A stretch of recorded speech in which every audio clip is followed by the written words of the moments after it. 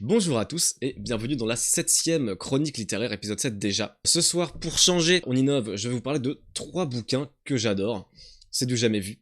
Thérèse Raquin de Émile Zola. Alors ça c'est la collection Hachette, collection presse Hachette. Thérèse Raquin de Émile Zola. Dans un second temps, Les Mille et Une Nuits, encore une collection presse, collection RBA en l'occurrence. Et en dernier, Le Bal des Folles de Victoria Mass. Et nous allons tout de suite commencer avec le premier bouquin. Thérèse Raquin, qu'est-ce que c'est? Alors déjà, je vais vous parler de l'auteur, bien sûr. Je vais pas forcément approfondir sur Émile Zola, parce que je sais très bien, je me connais, je sais que j'adore cet auteur, et il y aura une spéciale Émile Zola un jour, c'est sûr à 100%. C'est aussi pour ça que je vous ai pas choisi un roman de Zola qui fait partie des Rougon-Macquart. On y reviendra dans quelques minutes. Ça, c'est vraiment un roman de Zola qui est très à part de sa carrière, dans sa carrière. C'est un petit truc qu'on peut prendre vraiment en solo comme ça. Donc c'était bien, à mes yeux, de vous parler de celui-ci, et pas de l'Assommoir, tout ça, Nana, qui eux font vraiment partie d'une fresque romanesque, quoi. Donc je vous ai pris un petit peu le truc qui est en dehors, alors il y en a beaucoup, mais un roman en dehors, qui est pour moi une bonne introduction à Zola, puisque c'est le premier Zola que moi j'ai lu, et qui m'a marqué vraiment très fort, et j'ai hâte de vous en parler. Donc, Émile Zola, c'est un écrivain et journaliste français, né en 1840 et décédé en 1902. Il est excessivement connu pour deux choses. Sa fresque romanesque, Les Rougon-Macquart. Qu'est-ce qu'une fresque romanesque? Une fresque romanesque, disons, c'est comme une saga de livres gigantesque. Donc voilà, les Rougon-Macquart, c'est 20 volumes de choses qui sont canons entre elles. C'est-à-dire que voilà, on découvre la famille des Rougon et la famille des Macquart dans le tome 1, et on va les revoir jusqu'au tome 20. Et avec des générations et des générations, enfin voilà, c'est une fresque romanesque, c'est une œuvre qui prend un nombre de volumes énorme. Un autre auteur connu qui a une fresque romanesque également, qui s'appelle La Comédie Humaine, c'est Honoré de Balzac, bien sûr, que je ne saurais vous conseiller parce que c'est pas mon délire. Donc il est très connu pour les Rougon-Macquart. Et pour évidemment J'accuse. Alors je vais pas rentrer dans les détails de J'accuse, je le ferai évidemment pendant la spéciale Émile Zola, qui verra le jour très prochainement, je l'espère. Et donc ce roman a été publié en 1867, donc il avait 27 ans.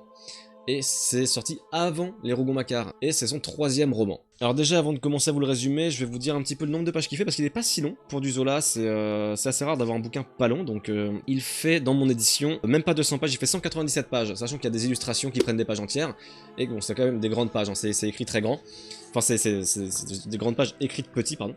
Voilà, c'est pas écrit très gros quoi. Je pense qu'en poche ça doit faire autour de 250 pages, quelque chose comme ça. Donc ça se lit plutôt bien. Je vais vous lire le petit résumé que j'ai écrit. Thérèse Raquin est la fille d'un capitaine de l'armée française. Lorsque sa mère décède, Thérèse a 2 ans. Elle est confiée à Madame Raquin, la sœur de son père. Alors, Madame Raquin, elle n'est jamais nommée, on ne connaît pas son prénom, c'est Madame Raquin.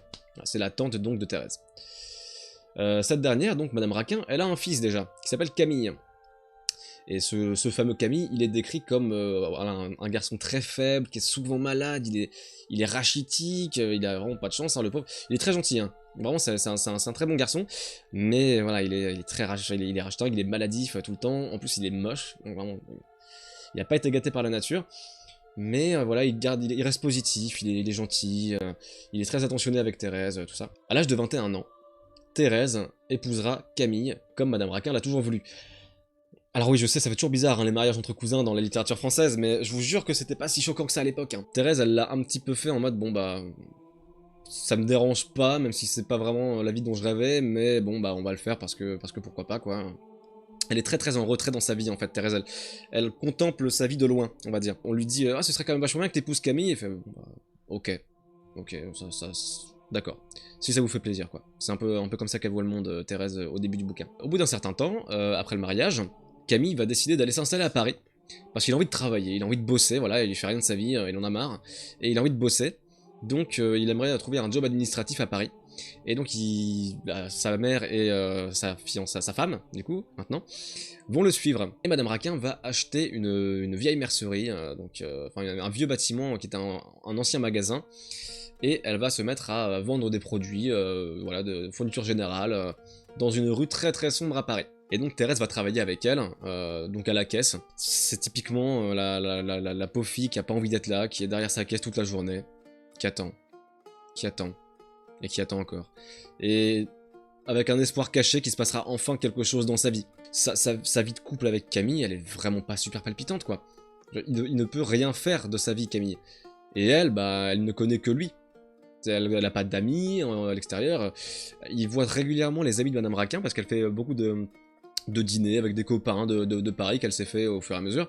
Et donc c'est à peu près les seules personnes qu'elle voit, si vous voulez. Donc voilà, sa vie est pas hyper palpitante, hein, la pauvre Thérèse. Et donc la vie suit son cours. Camille, dans son nouveau boulot, il va retrouver un ami d'enfance qui s'appelle Laurent, qui est un sacré personnage, charismatique au possible, qui est artiste. C'est un artiste peintre, dont le seul rêve, c'est de pouvoir trouver un moyen de vivre sans rien faire. Lui, il est feignant au possible. Voilà, mais disons qu'il va lâcher des grands discours sur la société, sur le système, pour cacher sa feignantise, en fait. Et disons que voilà, il est très charismatique, c'est un grand artiste. Alors il peint très bien, hein, c'est pas un grand peintre, mais il peint bien quand même. On sent qu'il a de l'entraînement. Et ça fait vraiment 20 ans qu'ils se sont pas vus avec Camille, donc il se retrouve dans ce boulot, il se dit bah tiens, trop marrant. Et Camille lui dit bah tiens, bah t'as qu'à venir manger à la maison. Bon bah Laurent il dit d'accord. Il vit dans un 5 mètres carrés à l'étage d'un magasin dans Paris, donc bon lui, aller bouffer ailleurs que chez lui, déjà ça fait de l'argent d'économiser. Et en plus, bah il pourra faire son petit numéro d'artiste peintre contre la société, voilà. Laurent va venir manger chez Madame Raquin, et il va rencontrer Thérèse, la femme de Camille. Alors à première vue, il va la trouver très moche. Pas intéressante, très plate dans sa façon d'être. Voilà, aucun relief dans cette pauvre femme qui a visiblement pas de chance, hein, qui a l'air beaucoup plus vieille que ce qu'elle est vraiment. Elle va lui faire de la peine, il va pas du tout être attiré par elle, mais il va se dire bon, ça fait longtemps que j'ai pas eu une femme dans mon lit, vu sa gueule, elle me dira jamais non. C'est un gars comme ça, Laurent, hein. Vraiment c'est un super mec, sachant qu'en plus c'est la femme de son pote, hein, mais vraiment il y a rien qui va. Voilà, il va à un moment donné proposer, enfin il est en train d'expliquer, voilà moi je suis peintre, voilà, je peins super bien et tout. Tout le monde est en mode ah ouais trop bien et tout. Et il va proposer à Camille de lui peindre son portrait. Donc ça lui fait une opportunité de revenir dans la maison des Raquins, et donc il va revenir, il va commencer à peindre Camille, mais il va prendre son temps, hein, voilà, parce qu'il sait qu'il y a Thérèse qui est là, et qui est fasciné par ses coups de pinceau, voilà, qui regarde, qui est très intrigué. Et disons qu'il va absolument pas faire attention à Camille pendant tout le long où il le peint, voilà, il fait partie du décor quoi. Il va juste parler avec Thérèse tout le long, il va tout en peignant ce pauvre Camille. Quand le tableau est fini, Camille le trouve super, mais Thérèse elle le voit, elle dit mais j'ai l'impression que t'as pas un cadavre, hein. Enfin, vraiment c'est... Enfin je veux dire, c'est bien fait, mais on dirait vraiment pas qu'il est vivant quoi, la façon dont il l'a peint, c'est très très bizarre. Et elle a un petit malaise en fait en le voyant. Et donc ils vont, voilà, Laurent et Thérèse vont se rapprocher, et un soir, il y a ce fameux Laurent donc qui est chez lui, qui en a marre de son train-train quotidien, de sa pauvreté et tout, qui va aller de nuit chez Thérèse, qui va frapper à la porte de sa chambre, parce qu'on peut accéder à sa chambre de l'extérieur. Il se dit bon, c'est un vrai con hein Laurent, il se dit bon, elle va ouvrir, je vais l'embrasser. Voilà. Qu'elle le veuille ou non, je m'en fous, je l'embrasse. T'es pas fan de Laurent à ce moment-là du bouquin, hein, ça je vous l'assure. Thérèse ouvre la porte, elle le voit, donc Laurent qui est grand, moustachu, voilà, un bonhomme quoi, viril on va dire, et c'est elle en fait qui va lui sauter dessus. Et lui il est un peu choqué, en mode attends quoi, qu'est-ce qui se passe? Mais en fait, il la voit comme il l'a jamais vue, il a limite peur en fait tellement, mais elle y va quoi, et il se dit voilà, mais c'est qui veut l'autre là, je suis pas sûr. Et en fait il trouve ça incroyable. À la base lui il voulait la pécho, pour s'occuper. Là, il peut plus se passer d'elle. Elle est sulfureuse, elle est, enfin, tout ce qu'il n'imaginait pas du tout. Disons que elle, bah, elle culpabilise même pas en fait. Parce que je veux dire, voilà, sa vie c'est un enfer. Son père, il est quelque part en Afrique en train de faire la guerre, il compte sûrement pas revenir en France. Sa mère, elle est morte, elle avait 2 ans, elle a dû épouser son cousin alors qu'elle voulait pas. En plus, son cousin, c'est vraiment... bah, il est gentil quoi, mais il a rien d'autre que ça. Et elle se dit que la vie m'a pas gâté, il y a enfin un truc sympa qui m'arrive, je fonce. Donc, voilà, Laurent va pas être déçu du voyage, hein. Et le truc c'est qu'ils vont vraiment tomber amoureux l'un de l'autre en fait. Alors que quand même ça partait mal, hein. Ils ne pourront pas vivre leur amour, bien sûr. Parce qu'il y a Camille dans l'équation. Alors ils vont avoir un plan. La seule solution c'est quoi? Bon bah Camille il est tout le temps malade, on sait qu'il mourra jeune de toute façon. On va faire le boulot de la nature avant qu'elle ait le temps de le faire, c'est pas grave, tu vois.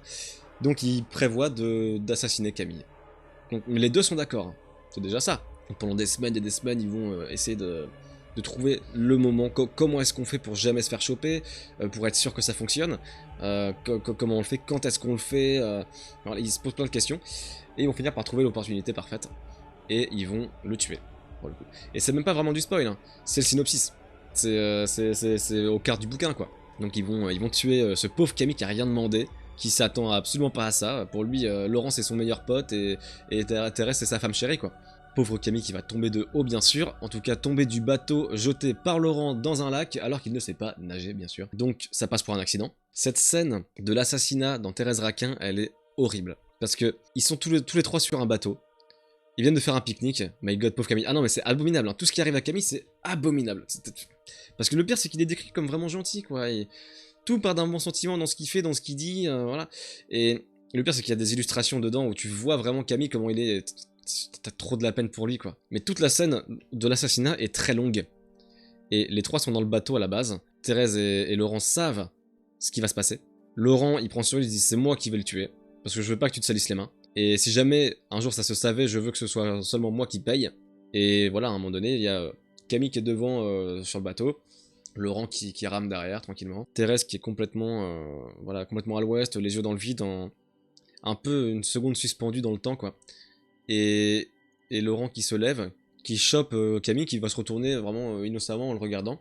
Et Laurent va le soulever et va essayer de le jeter, sauf que ça se passe pas comme prévu parce que bah, Camille va s'agripper à lui en fait. Donc il n'arrive pas à le jeter. Camille il est là en mode mais arrête de déconner, tu sais bien que je sais pas nager. Il pense encore que c'est une blague. Il est tellement bienveillant dans la vie qu'il en est hyper naïf en fait. Et il comprend pas que Laurent est en train d'essayer de l'assassiner. C'est abominable. Tu vas se rendre compte que bah, il l'agrippe très très fort, il essaie de le jeter dans le lac et tout.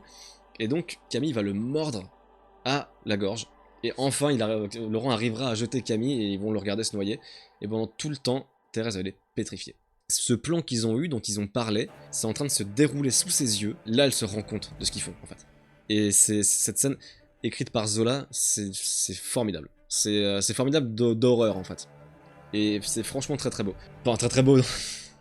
Ouais, ce que je veux dire, quoi. C'est extrêmement bien écrit. Tout le monde pensera bien sûr que la mort de Camille est accidentelle, qu'il s'est noyé, que eux ils ont essayé de le sauver, mais qu'ils n'ont pas réussi, tout ça. Enfin, c'est vraiment atroce.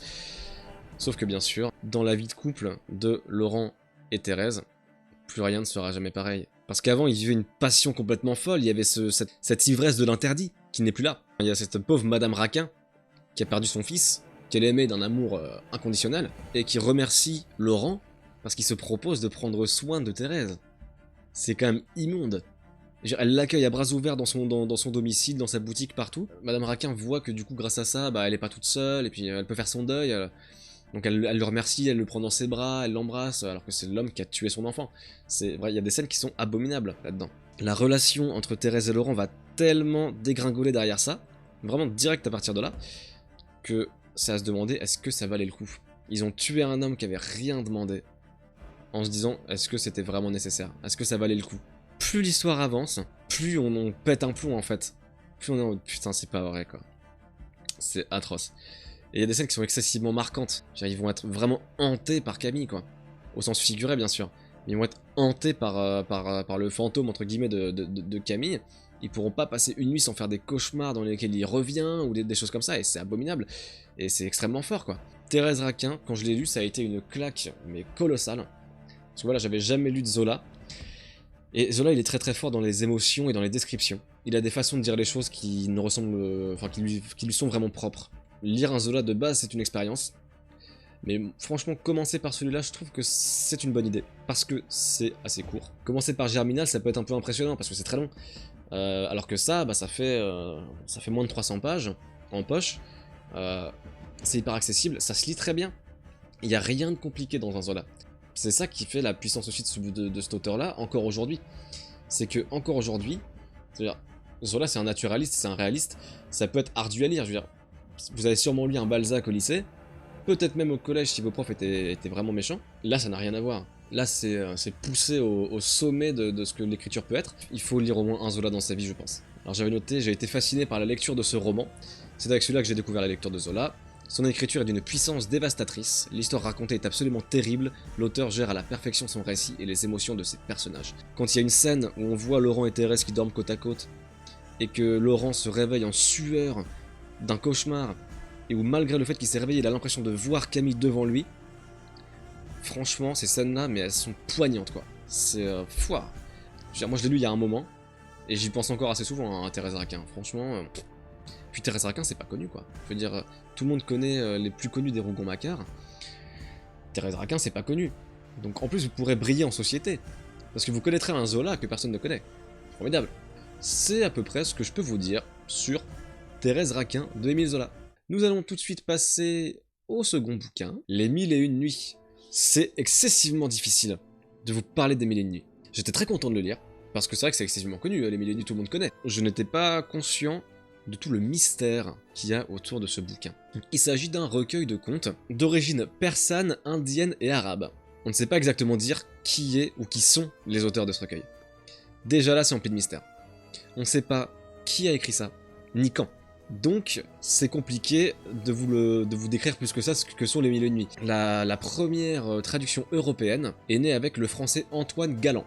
Et donc c'est une œuvre emplie de mystère, mais c'est vrai que ça lui donne un certain charme. Alors je sais pas si j'ai la date de la traduction, parce que je crois que c'était au 15e, quelque chose comme ça. 16e siècle. Et en fait, ce qui fait la particularité du bouquin, c'est que aujourd'hui, on ne sait pas dire quelle version des Mille et une nuits a été la première, en fait. Parce que ces traducteurs-là ont cru bon de rajouter des contes au fur et à mesure qu'ils le traduisaient. Donc, je veux dire, voilà, les gens qui l'ont traduit dans les différentes langues, voilà, les langues persanes, indiennes, arabes, au fur et à mesure des siècles, ont rajouté au fur et à mesure des histoires. Pareil, Antoine Galland a rajouté des histoires également. Par exemple, Ali Baba et la 40 voleurs, c'est pas dedans de base. Aladdin, c'est pas dedans de base. Donc ils ont vraiment rajouté des trucs, mais qui sont devenus cultissimes en plus. Donc c'est assez rigolo voilà, tout ce mystère. Donc on sait pas dire quelle traduction, enfin pas quelle traduction, mais quelle version est la bonne en fait. Il n'y a pas de bonne version des Mille et une nuits. Avant de vous en dire plus, moi je vais vous lister les contes qu'il y avait dans ma version à moi. Comme ça, vous saurez un petit peu à quoi vous en tenir, si vous achetez cette version du coup. Le premier, donc c'est Les Mille et une nuits. Donc là c'est le conte de Scheherazade hein, qui englobe un peu tout ça. Ensuite il y a Le Marchand et le Génie. Voilà, Le Marchand et le Génie c'est une intro avec 3 contes dedans, donc c'est un peu compliqué. Ensuite Histoire d'Aladin ou la lampe merveilleuse. Histoire des 2 sœurs jalouses de leur cadette. Les 7 voyages de Sinbad le marin. Ça c'était incroyable. Histoire du petit bossu, ça c'était terrible, et Histoire du 5e frère du barbier, voilà. Donc c'est une édition qui est assez courte hein, en fait, hein, parce que c'est vrai que les Mille et une nuits ça peut faire cette taille là. Hein. Avant de vous le résumer, je vais directement vous lire un extrait. Je vais vous lire tout simplement l'Incipit des Mille et une nuits, parce que ça résume assez bien en fait ce que ça raconte quoi. Je vous lis.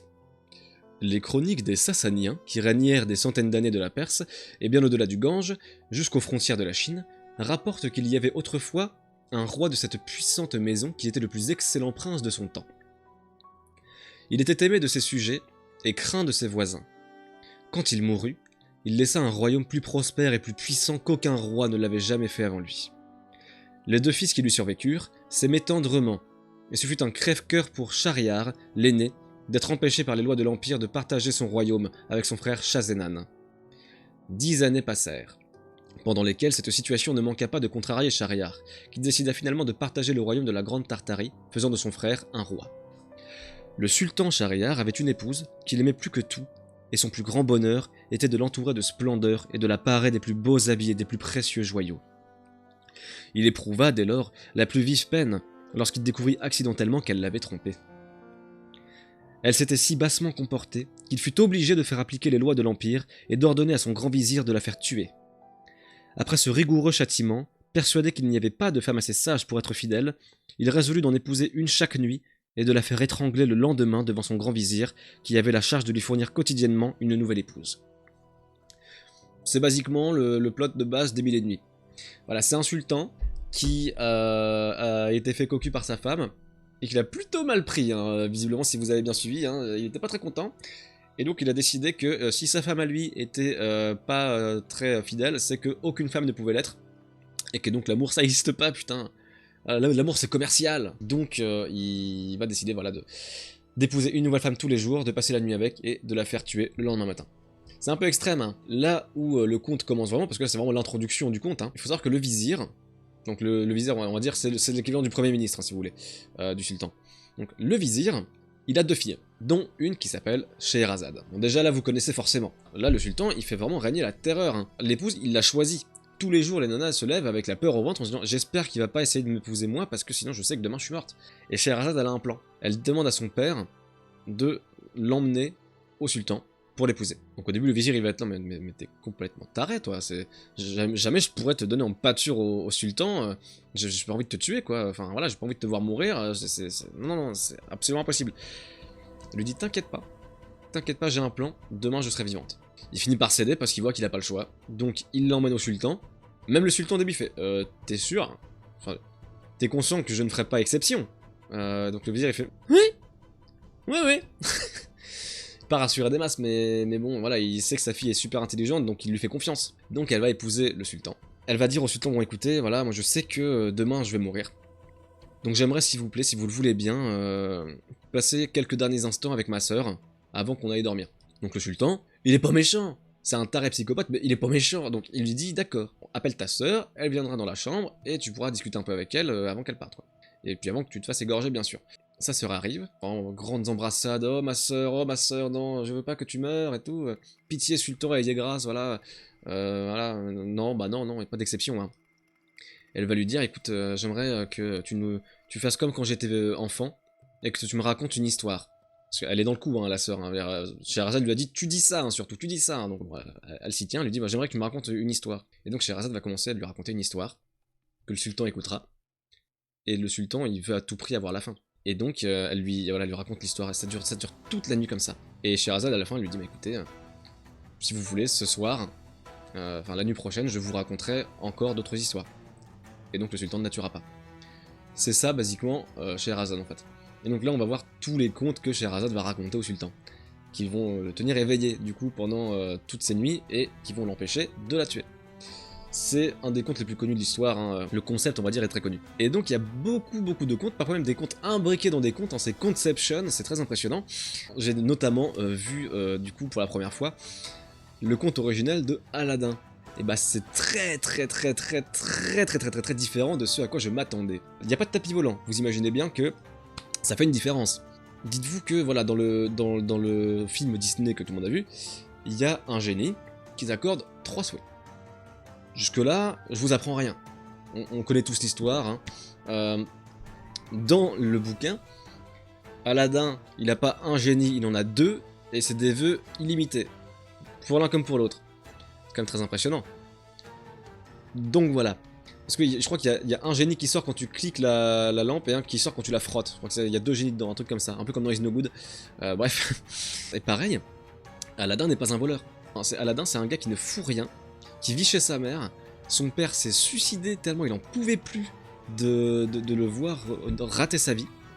Et en fait, il y a eu à un moment donné... où il va vagabonder comme ça, tout sourire dans la ville en mode ah, bonjour, voilà, salut les passants, il chante avec les oiseaux, tout va bien. Il voit aucun problème à tout ça. Hein. Et il va tomber sur un mec qui va lui dire oui, excusez-moi, êtes-vous le fils de machin? Il va dire oui. Il fait ah, mon cher, je suis le frère de votre père, câlinons-nous, je sais pas. Et du coup, il dit je savais pas qu'on père avait un frère, mais ok. Et donc, il va le ramener à la maison et tout. La mère va être en mode ah bah quelle surprise, bon, bah, je vous accueille ici, aucun problème. Et il se trouve que ce mec est un mage, c'est pas banal. Et il va lui dire écoute, j'ai besoin de toi. Je t'emmène dans une caverne chelou qui s'ouvre que avec une formule magique. Et alors là, c'est un petit peu pareil que dans le dessin animé. Tu vas rentrer là-dedans, tu vas aller chercher la lampe et tu reviens, mais tu ne dois toucher à rien d'autre. Alors ma plus grande déception, bien sûr, dans la vraie version d'Aladin, c'est qu'il n'y a pas, c'est Abou qui s'appelle. Hein. Le singe, il n'y a pas le petit singe. Il n'y a pas le petit singe qui prend un gros rubis plus gros que sa tête et qui fait wouah comme ça. Je suis très déçu de ne pas voir ça dans le livre, bien sûr. Il se trouve qu'il va rester enfermé là-dedans avec la lampe et que le mec en question qui n'était absolument pas son oncle va se barrer en mode bon c'est pas grave, de toute façon on va dire qu'il est mort. Hein. Et Aladdin va sans faire exprès faire cliquer la lampe. Et il y a un génie assez flippant d'ailleurs qui va en sortir et qui lui dit bah écoute je suis ton esclave donc demande-moi ce que tu veux. Il lui dit bah je veux juste rentrer chez moi et puis il va se retrouver chez lui et il va comprendre que le génie il déconne pas. Sauf que du coup ça va être une avalanche de souhaits plus pétés les uns que les autres. Mais en même temps jamais dans le trop non plus. Genre moi quand je le lisais, je me disais mais moi j'aurais fait tellement pire. J'aurais demandé mais 1 milliard de trucs, mais même des trucs à la con tu vois. J'en aurais tellement abusé. Je veux dire, t'as des vœux illimités. T'es dans ton lit, t'as faim. Génie, paf, fais-moi un sandwich, j'en sais rien, tu vois. Mais non, Aladdin, il est pas comme ça. Non, Aladdin, c'est vraiment quand il a vraiment besoin, quoi. Sinon, il reste, dans la vie, tranquille, dans sa petite vie, et du coup, les gens voient pas vraiment de différence au début avec sa vie d'avant, quoi. Donc c'est insoupçonnable. Sauf qu'à un moment donné, il va voir dans la rue la princesse, qui ne s'appelle pas du tout Jasmine, la fille du sultan. Donc il va croiser cette fameuse princesse qui a donc le visage couvert et qui après un coup de vent va voir son visage révélé et Aladdin va faire ah je vais être amoureux. Il va dire à sa mère oui alors excuse-moi oui juste pour que tu saches je vais épouser la princesse. Là la mère va aller voir le sultan en lui disant bah écoutez il y a mon fiston là qui aimerait bien épouser votre fille. Sauf que lui il la voit elle est sapée comme pas possible hein. Ils sont loin d'être riches de base hein, donc Donc il se dit mais votre fils c'est un clodo ou c'est comment? Parce que je comprends pas là, c'est quoi votre délire? Et elle lui dit ah mais je vous jure, hein, il est riche. Elle sait qu'il y a des génies hein, dans l'histoire, donc elle dit ouais si il est riche, il est très riche, très riche. Bon, s'il veut en tout cas il est très riche, ouais. Et donc il dit bah écoutez, amenez-moi 100 esclaves qui portent chacun un plateau rempli de bijoux et de pierres précieuses, et là potentiellement je dirais oui. Elle dit d'accord. Elle retourne voir son fils, elle lui dit bon bah faut faire ça. Il dit ok, clic. Bon génie, tu peux 100 esclaves, machin machin, plein de pierres précieuses et go direction sultan. Il dit d'accord, du coup il y va et puis le sultan il fait bah écoutez bon. Alors moi c'est pas que je veux pas hein, mais au contraire visiblement, il a des dollars dans les yeux hein, le mec. Mais il y a un problème, c'est qu'en fait, elle est peut-être déjà un peu promise à quelqu'un qui est le fils de mon vizir. Le vizir ne s'appelle pas du tout Jafar, il ne veut pas du tout la princesse pour lui, mais en fait, il a toujours pensé que son fils épouserait la princesse, quoi. Et c'était presque même déjà acté, en fait, implicitement entre le sultan et lui. Donc il est pas fan de l'idée qu'Aladin, qui connaît pas, aille épouser la princesse, alors que son fils, il était pareil, quoi. Et donc voilà, en fait, ça c'est, on va dire, le début du conte de Aladin. Parce que du coup, voilà, il va s'écouler. Il lui dit dans 3 mois, je te donne ma décision. Un truc comme ça. Je te donne, je te dis si ton fils épousera ma fille ou non. Et 1 mois après, il voit les noces de la princesse et du fils du sultan, du vizir, pardon. Donc voilà, à partir de là, il va se passer pas mal de choses. Mais voilà, on va dire que c'est le début, la situation initiale plus de Aladin dans les Mille et une Nuits. Et c'est vrai que c'est hyper intéressant de trouver ces contes-là que tout le monde connaît et de voir les versions d'origine qui sont tellement différentes de ce qu'on nous a vendu en fait. Je veux dire, là, il n'y a pas d'histoire de tapis volant, il n'y a pas de génie complètement taré qui chante des chansons, Prince Ali, oui c'est bien lui, tout ça. Il n'y a pas de singe qui se transforme en éléphant ou le contraire ou dans l'autre sens, mais c'est quand même vachement bien. Et c'est vrai que les nouvelles sont, enfin je dis des nouvelles parce que je suis là, par habitude, mais c'est des contes. Les contes sont relativement courts, donc ils se lisent très bien, on peut les lire d'une traite, il n'y a pas de problème, on se dit bah tiens, j'ai les Mille et une Nuits sur ma table de chevet, je vais me lire un petit conte. C'est pareil pour toutes les adaptations de contes par Disney, mais exactement ouais. Et donc oui, ça n'y fait pas exception. Cendrillon, la petite sirène, etc. Ouais, mais c'est vrai que généralement, les histoires de base qui ont donné des contes Disney sont hyper violentes. Et là, c'est pas le cas non plus, en fait, c'est juste différent. C'est pas violent pour un sou, c'est juste différent en fait. Évidemment, tu pouvais pas faire un Disney avec cette histoire-là sans la modifier à fond, donc c'est logique. Mais du coup, c'est hyper intéressant de voir comment c'était raconté à la base, quoi. Oui, j'ai écrit cette œuvre est une succession de contes plus géniaux les uns que les autres, des récits parfois imbriqués dans d'autres récits, une structure parfois complexe mais dans laquelle on ne se perd jamais. À mesure que Scheherazade nous raconte les histoires, on finit par ressentir la même chose que le sultan. On ne veut pas que la nuit s'arrête. Il y avait un personnage dont je connaissais le nom, mais pas plus. C'est Sinbad le marin. Et j'ai trouvé ça génial, cette succession de contes imbriqués dans d'autres contes. Enfin, disons que c'est un conte où il y a quelqu'un qui raconte des histoires dans le conte en fait. Sinbad qui raconte ses 7 voyages à un gars qui s'appelle Hindbad. Il y a une lettre de différence, hein, à la place d'un S c'est un H, voilà, Hindbad. Il va raconter ses 7 voyages et moi ça me fait beaucoup rire parce que il te raconte le premier voyage, il dit bon, j'étais parti pour marchander dans un bateau avec d'autres marchands, tout ça. Puis d'un coup, bah, il y a un tsunami, puis j'arrive dans une île, je me fais kidnapper par des cannibales qui ont tué tous mes potes sous mes yeux, puis j'ai fini par réussir à m'échapper, il y a un bateau qui est arrivé par chance et je suis rentré chez moi, bon voilà. Et puis après 6 mois, vu que je me faisais chier, je suis reparti. Et systématiquement, c'est ça. Chacun de ces voyages, c'est un enfer pas possible, il est au bord de la mort, à la limite, il y a des moments où c'est limite de la torture, il voit tous ses amis crever systématiquement, et à chaque fois il repart. Et c'est toujours très drôle parce qu'en plus c'est dit en une phrase, en mode, et puis je m'ennuyais, alors je suis reparti. Voilà. Sachant qu'en plus, à chaque voyage, j'y ramène genre l'équivalent de 10 millions de dollars à chaque fois en espèces, quoi. Et parce qu'il trouve des trésors, il a des récompenses, il a des trucs, voilà. Diverses histoires, divers événements. Donc techniquement, il a même plus besoin de faire quoi que ce soit dans sa vie. Hein. Mais non, il a envie de partir à l'aventure. C'est vraiment comme si Ulysse était rentré, donc après 20 ans, à Ithaque, et avait dit à Pénélope au bout de 2 semaines... Bon par contre je m'ennuie un petit peu donc c'est pas contre toi mais là je vais prendre le bateau puis je vais aller voir où le vent me mène quoi. Voilà, c'est aussi con que ça en fait, mais c'est hyper drôle, c'est kitsch mais c'est trop rigolo. Et donc voilà, il te raconte ces 7 voyages qui sont tous différents les uns des autres, hein. Il a vécu de moult aventures, hein, le bon vieux Sinbad. Donc c'est vrai que voilà, j'ai pu découvrir du coup cette histoire de Sinbad le marin, qui m'a pas déçu parce que c'est vrai que c'était très rigolo. Est-ce que je vous conseille les Mille et une Nuits? Bien sûr, parce que sinon je ne vous en parlerai pas. C'est une lecture qui est sympa en fait, c'est sympa à lire. Mais ce qui fait vraiment le charme du bouquin, je trouve, c'est tout ce mystère qu'il y a autour de qui a écrit tous ces trucs-là, quoi. Et parce que même parfois, on sait même plus quel traducteur a rajouté quel conte, et je trouve ça hyper intéressant. Et pareil, on sait même pas les dater, quoi.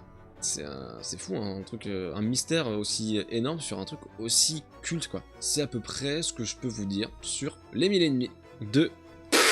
Voilà. Je vais de ce pas passer au dernier bouquin. Le bal des folles de Victoria Mass. Alors, qu'est-ce que c'est? Alors déjà, Victoria Mass, c'est la fille de Jeanne Masse.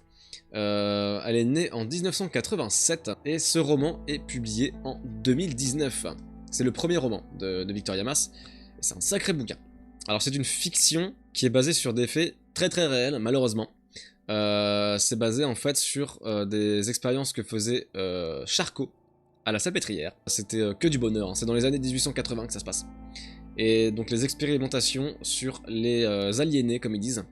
Faut savoir que Charcot, vraiment, il faisait presque des cours magistraux avec une femme qui venait de la Salpêtrière, donc hôpital psychiatrique et tout, hein. Une femme au milieu comme ça, qui l'hypnotisait pour lui provoquer une crise d'hystérie, qu'elle devienne incontrôlable, et pour étudier ça, devant 200 mecs en études en fait, et c'était les cours de Charcot à la Salpêtrière, quoi. Et la toute dernière innovation de Charcot dans le milieu, c'est le bal des folles, qui donnait son titre au roman, où tous les ans, je crois que c'est placé vers le mois de février, il me semble, le bal des folles, ça a existé. Il y a un bal à Paris, où il y a tous les... Voilà, c'est très très mondain, quoi. Ça fait classe de dire je vais au bal des folles, tu vois.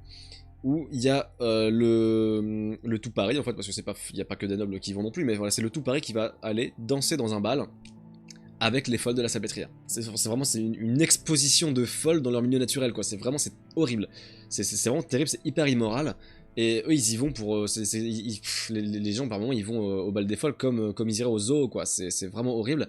Donc c'est une fois l'an. Globalement, c'est le contexte du bouquin. Je vais vous lire le résumé que j'ai écrit. Dans les années 1880, nous suivons l'histoire de femmes internées à la Salpêtrière. Presque toujours contre leur gré, bien sûr, hein. L'histoire commence en 1885. Alors je dis c'est dans les années 1880 parce qu'il y a des flashbacks aussi. L'histoire commence en 1885. Chaque année, Charcot organise le fameux bal des folles, durant lequel le tout Paris vient danser en compagnie des femmes internées. Nous suivons Eugénie, une jeune femme qui voit les morts. Elle sera internée de force par son propre père, pourtant elle n'est pas folle. Elle changera la vision du monde de Geneviève, interne à la Salpêtrière, pas internée, hein, interne à la Salpêtrière, lorsqu'elle lui parlera en détail de la petite sœur de cette dernière, morte il y a des années. Donc en gros, pour vous expliquer mieux que ça, là où c'est pas un roman historique, c'est que c'est vraiment une fiction. C'est presque du fantastique dans le sens où Eugénie, qui dit voir les morts, elle les voit vraiment. Donc c'est pas complètement historique comme bouquin, il y a une fiction sur un contexte global qui est vraiment réel. C'est un peu comme la ligne verte, vous voyez, ça dénonce beaucoup de choses, mais c'est du fantastique. Donc voilà, ça, le bal des folles, c'est un peu dans le même genre à ce niveau-là. Ça dresse vraiment le portrait d'une époque où c'est assez inimaginable aujourd'hui, hein. Mais ça existait, c'était le cas, hein, c'était comme ça. T'étais un homme à Paris, tu en avais marre de ta femme, tu l'emmenais là, tu disais elle est folle, on disait ok, on la met dans une chambre. Voilà. Et c'est précisé dans le bouquin, à un moment donné, il y a cette fameuse phrase « Les femmes qui n'étaient pas folles en entrant à la Salpêtrière le devenaient ». Ton quotidien, c'est... Tout le monde considère que t'es folle, t'es dans une cellule avec que d'autres femmes qui sont folles également, enfin qui elles le sont du coup vraiment. T'as beau dire tout ce que tu veux, jamais on t'écoutera, et si tu t'énerves, on dira que tu fais une crise d'hystérie. Tu deviens forcément taré. Et le bouquin parle de ça en fait. Eugénie qui elle va bien, littéralement, elle arrive là-dedans et c'est horrible quoi. Là, j'ai envie de remercier Victoria Mass pour le coup parce que elle fait référence à certains traitements qui étaient infligés aux détenus, enfin pas, on pourrait dire que c'était des détenus, mais aux patientes en l'occurrence de la Salpêtrière. Heureusement qu'elle rentre pas dans les détails parce que rien que ce qu'elle en dit, wow, c'est abominable. En fait, quand on commence, on est directement dans l'hôpital, enfin dans la Salpêtrière, et après on verra en fait toute l'histoire d'Eugénie. On va dire que c'est la personnage principal, hein, Eugénie, qui voit les morts depuis toujours. Et il y a cette fameuse scène où dans le roman, on comprend en tant que lecteur qu'elle n'est pas folle et que c'est vraiment ce qu'elle voit. Elle a toujours vu son grand-père en fait. À partir du moment où son grand-père est décédé quand elle était toute gamine, elle l'a toujours vu. Genre tous les jours elle le voit, même quelques secondes, mais elle le voit. Et le truc c'est que sa grand-mère, elle avait... je crois que c'était un pendentif, un collier, il me semble, que son mari lui avait donné, donc le grand-père d'Eugénie. Et quand Eugénie est née, eh ben, elle l'a rangé parce que Eugénie n'arrêtait pas de l'accrocher quand elle était bébé et tout, donc elle voulait pas l'abîmer, donc elle l'a rangé. Sauf que quand elle a rouvert le tiroir dans lequel il était rangé, elle ne l'a jamais retrouvé. Donc elle a estimé qu'il avait dû être volé. Parce qu'il y avait vraiment eu un vol dans leur maison à un moment donné, elle a pensé que c'était parti avec quoi. Et un jour, elle est avec sa grand-mère dans sa chambre avec qui elle s'entend vraiment très bien. Et il y a le grand-père qui est là. Sauf qu'évidemment, la grand-mère ne le voit pas. Et le grand-père va lui dire, il y a un petit trou au fond du tiroir, le collier est tombé derrière. Tu peux aller vérifier. T'enlèves le tiroir, tu trouveras le pendentif. Eugénie elle se dit, bah c'est l'occasion, parce que pour elle c'est dur parce qu'elle a envie d'en parler, mais elle sait que personne ne la croira jamais, donc elle va expliquer ça à sa grand-mère, elle va lui dire, bah voilà, elle lui explique vraiment, je vois grand-père depuis très longtemps, et là il vient de me dire que ton pendentif il est là. Donc la grand-mère va vérifier, et effectivement le pendentif il est là. Donc là en tant que lecteur, tu comprends qu'elle est pas folle. Parce que toi tu sais que c'est pas un plan qu'elle a fait pour faire croire machin, non. Elle en savait rien. Sauf que forcément la grand-mère, elle va se dire oui bon, c'est elle qui m'avait volé mon pendentif, et puis elle l'avait caché là pour me jouer un tour quoi. Sa grand-mère, elle lui fait comprendre que voilà, Eugénie tu peux me faire confiance, t'inquiète pas, ton secret est bien gardé. Et le lendemain, ou enfin quelques jours après, je sais plus, son père, avec qui elle s'entend pas très bien, lui propose de faire une sortie, accompagné de son grand frère, ou son petit frère, je sais plus. Ils disent on va aller se balader dans la forêt, on va prendre la calèche et tout, et elle est trop contente quoi. Sauf que bah c'est pas dans la forêt qu'ils vont, c'est à la salpêtrière. Parce que la grand-mère a tout raconté au père d'Eugénie en fait. Donc déjà, la trahison de fou de sa grand-mère à qui elle faisait confiance, seule personne au monde à qui elle fait confiance, parce qu'elle a pas une relation de fou avec son frère non plus, elle l'aime bien mais ils sont pas super proches. Elle a cette relation avec sa grand-mère qui est complètement ruinée, désillusion de fou. Plus les secondes passent, plus elle avance vers la salpêtrière, plus elle comprend ce qui va se passer, elle commence à se débattre et tout, puis son père, bon, il la chope et puis il l'emmène quoi. Et voilà, il leur dit, il dit du coup, Geneviève, l'interne à la salpêtrière, voilà, bon, elle dit qu'elle voit les morts. Bah écoutez, ok, bah, on va l'interner quoi. Et donc, elle la met dans une chambre, et dans cette chambre, Eugénie verra une petite fille, qu'elle comprend être la seule à voir, parce qu'il n'y a aucune raison qu'il y ait une petite fille ici. Et la petite fille va dire, voilà, moi je m'appelle comme ci, je m'appelle comme ça, je suis morte à tel âge, tu peux lui dire. Eugénie va dire à Geneviève, voilà, moi je vois une petite fille qui s'appelle comme ça, qui dit que c'est ta petite sœur, enfin votre petite sœur. Et elle se dit, si j'arrive à lui prouver dès maintenant que je vois vraiment les morts, peut-être qu'elle va me laisser sortir, quoi. Sauf que forcément, Geneviève, excusez-moi, on a déjà vu un petit peu son passé, vite fait, à Eugénie, avant de... Ah, Geneviève. Alors, juste, petit tip, si vous êtes auteur, ne mettez jamais deux personnages principaux qui ont une syllabe en commun dans leur nom. Ou même juste beaucoup de lettres communes.